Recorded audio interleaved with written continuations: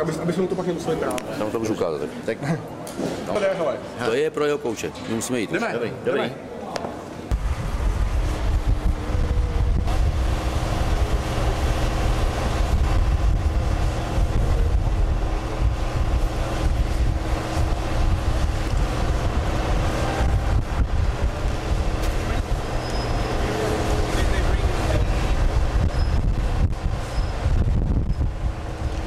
For your coach.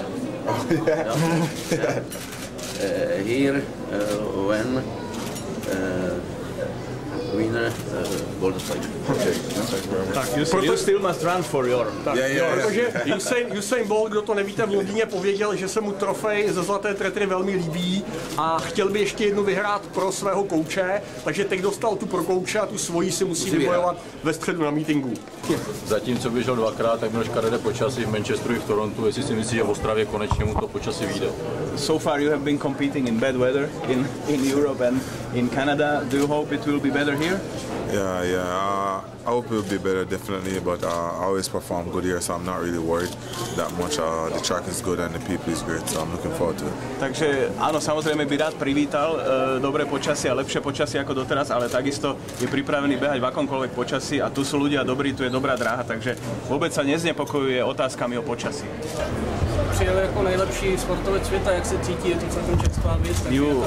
You now came as a best sportsman in the world because you received this Laureus award. Are you feeling a little bit different? No, I'm not really feeling different. I'm the same person. Just looking forward to the competition. Personally, I need to run a good time. I'm really looking forward to competing.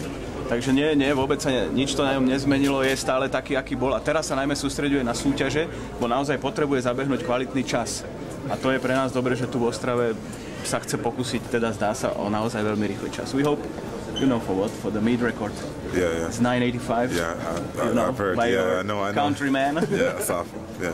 Takže vie o tom, že 9:85 je rekord meetingu, páči. Co plánuje dělat do středy, že jo? Přece jen má dost času. What will be your approximate plan of activities until the competition? Well, pretty much the training. I have to train here, and hopefully I'll find something to occupy my time. Maybe go see some sights here, but mainly training. Hlavne sa bude venovať tréninku a príprave na súťaž, ale určite si skúsi aj niečo pozrieť, ak sa to bude dať. Cestu z letiště máme dva vozy, jeden rychlý, jeden bezpečný, jaký bude volit? For the trip from airport to the hotel, we have two cars. One fast and one safe.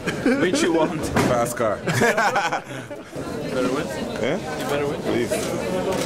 And there is the box. A běžte prosím, fotografové.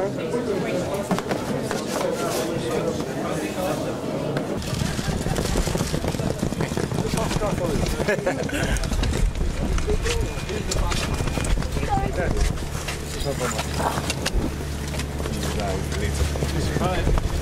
If you survive.